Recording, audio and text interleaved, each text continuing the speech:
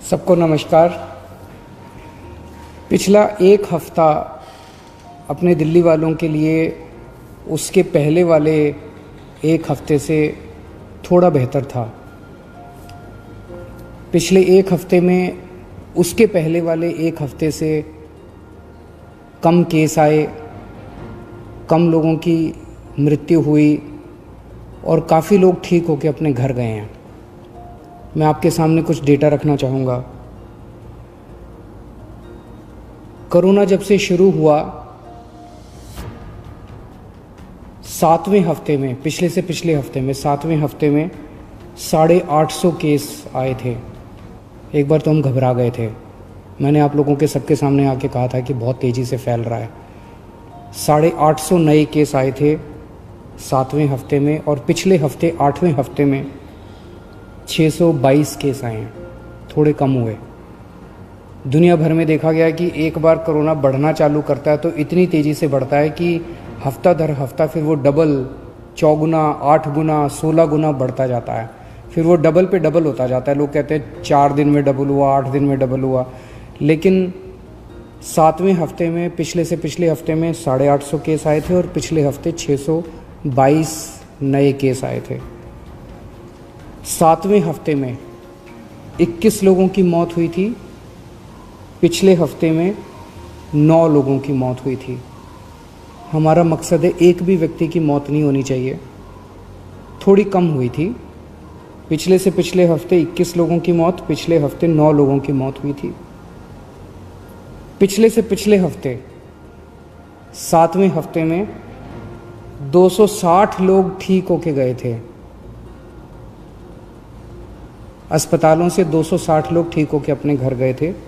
8वें हफ्ते में, यानी कि पिछले हफ्ते, 580 लोग ठीक होकर अपने घर गए थे। तो एक तरह से दुगने से भी ज़्यादा लोग ठीक होकर अपने घर पिछले हफ्ते गए थे। तो अगर हम ये देखें कि जितने लोग नए आए थे बीमार होके और जितने लोग ठीक होके गए, अगर नेट देखें तो एक तरह से 566 लोग पिछले से पिछले हफ्ते हमारे अस्पतालों में नेट आए थे और पिछले हफ्ते केवल 34 लोग आए थे नेट।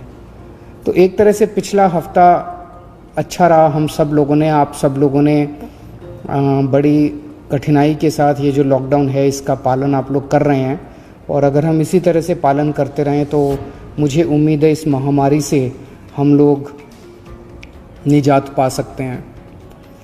पिछले हफ्ते रविवार को जब मैं आपके सामने आया था, मैंने कहा था कि अभी हम लोगों ने तय किया है कि लॉकडाउन एज इट इज़ जारी रहेगा, कोई रियायत नहीं दी जाएगी, और 27 तारीख को हम लोग इस पे दोबारा निर्णय लेंगे कि लॉकडाउन को जारी, इसमें कुछ रियायत देनी है कि नहीं देनी है।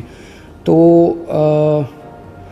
एक ही रियायत आज हम दे रहे हैं, वो ये कि परसों रात को केंद्र सरकार ने कुछ तरह की दुकानें खोलने का निर्णय लिया है। उस केंद्र सरकार के आदेश को हम दिल्ली में भी लागू कर रहे हैं। ये आदेश क्या है ये मैं आपकी जानकारी के लिए बता दूं। जो एसेंशियल सर्विसेज की दुकानें थी, दवाई की दुकान, किराने की दुकान, खाने पीने की दुकान, सब्जियों की, फ्रूट्स की दुकान, दूध की सर्विसेज, वो जो एसेंशियल सर्विसेज हैं वो तो जारी रहेंगी, उसको कोई छेड़ नहीं रहा। वो एज इट इज़ जारी रहेंगी, वो खुली रहेंगी, वो सप्लाई होती रहेंगी। इसके अलावा कोई मार्केट नहीं खोले जाएंगे। कोई डीडीए मार्केट नहीं खुलेगा, कोई ये मार्केट वो मार्केट, कोई मार्केट नहीं खुलेंगे, कोई शॉपिंग मॉल नहीं खुलेंगे, कोई मार्केट कॉम्प्लेक्स नहीं खुलेंगे। लेकिन जो रेजिडेंशियल एरियाज़ में इक्की दुक्की दुकानें होती हैं, स्टैंड अलोन कोई दुकान है, नेबरहुड की कोई दुकान है, इक्की दुक्की इस तरह की जो दुकानें हैं, उनको खोलने की इजाज़त केंद्र सरकार ने दी है। उन इक्की दुक्की दुकानें जो नेबरहुड में है, स्टैंड अलोन हैं, रेजिडेंशियल एरियाज़ में हैं, उन दुकानों को जो केंद्र सरकार ने इजाज़त दी है वो दुकानें दिल्ली में भी खोली जाएंगी। कोई मैं फिर से बता दूं, कोई मार्केट नहीं खुलेंगे, कोई मार्केट कॉम्प्लेक्स नहीं खुलेंगे, कोई शॉपिंग मॉल्स नहीं खुलेंगे,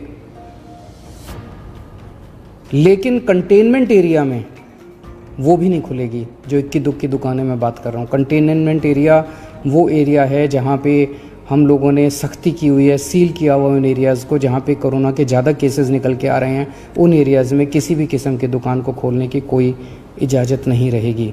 इसके अलावा अगला एक और हफ़्ता, ये जो एक ऑर्डर आया है परसों केंद्र सरकार का, इसके अलावा और कोई कुछ खोलने की हम इजाज़त अगले एक हफ़्ते तक, 3 मई तक और नहीं दे रहे। 3 महीने तक यथावत इसी तरह से जो रेस्ट्रिक्शंस हैं वो जारी रहेंगी। ये हमारे लिए बहुत कठिनाई का समय है। बड़ी कठिनाई से पिछले एक हफ़्ते में आप सब लोगों ने मेहनत करके कोरोना को पे काबू पाया है। हमें इसे जारी रखना है, किसी भी तरह से इसको अब आगे और बढ़ने नहीं देना। 3 मई तक पूरे देश में प्रधानमंत्री जी ने लॉकडाउन का ऐलान किया है। 3 मई के बाद केंद्र सरकार इस पे क्या निर्णय लेती है, उस पे निर्भर करेगा कि हम दिल्ली के अंदर आगे इसको कैसे ले जाते हैं। केंद्र सरकार के निर्णय के बाद हम लोग आगे के अपनी दिशा तय करेंगे।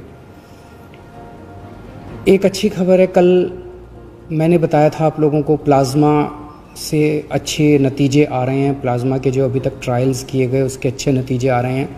एक एक मरीज़ के ऊपर मैं खुद नज़र रख रहा हूँ। कल एक मरीज़ थे LNJP में जो कि काफ़ी उनकी नाजुक हालत थी और डॉक्टरों के हिसाब से वो सिंक करते जा रहे थे।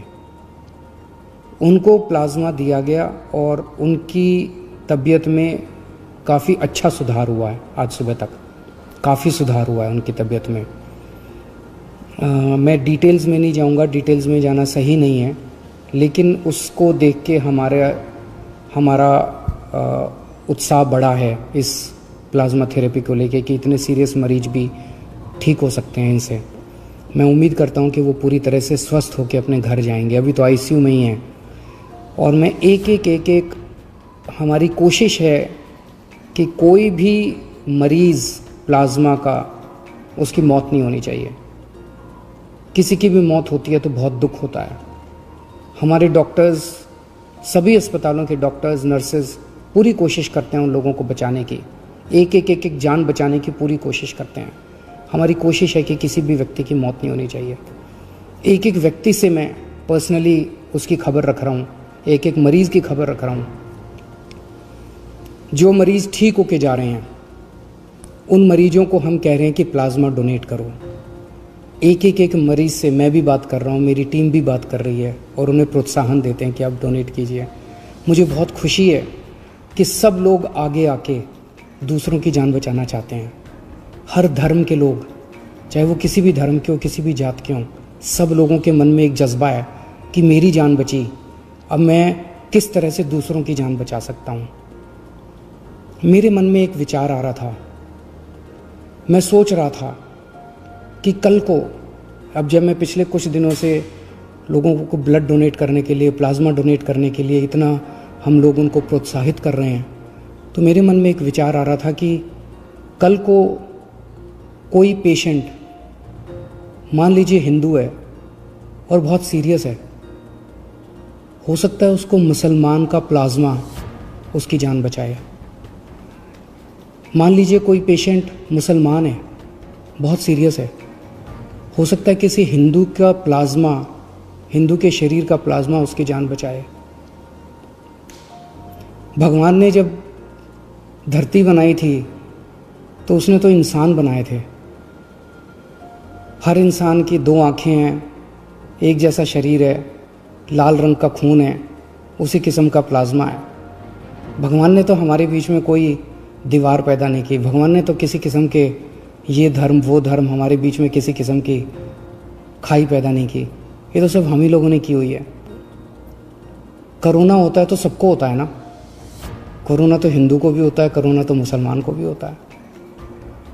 और आपके शरीर का प्लाज्मा जब बचाता है तो वो हिंदू का प्लाज्मा भी दूसरे को बचाता है, मुसलमान का प्लाज्मा भी बचाता है।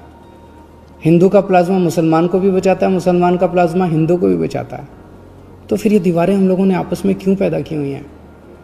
कम से कम ये कोरोना की बीमारी से हम ये सीख तो ले सकते हैं। अगर हमारे देश के सब लोग, हिंदू, मुसलमान, सिख, ईसाई, जैन, बौद्ध, हम सब मिलके एक साथ काम करेंगे, प्यार और मोहब्बत से काम करेंगे, तो ये देश को कोई नहीं हरा सकता। इस देश के सामने पूरी दुनिया को झुकना पड़ेगा। हमारा देश इतना अच्छा है। और अगर हम बट गए, आपस में लड़ते रहे, तो फिर कोई उम्मीद नहीं बचती है। तो मुझे लगता है इससे हमें ये सबक लेना चाहिए। अगर आपके मन में कभी भी कोई दुर्भावना आती है किसी दूसरे धर्म के व्यक्ति के प्रति, तो ये सोच लेना कि हो सकता है उसका प्लाज्मा कल को आपके काम आए और आपकी ज़िंदगी बचाए। Thank you.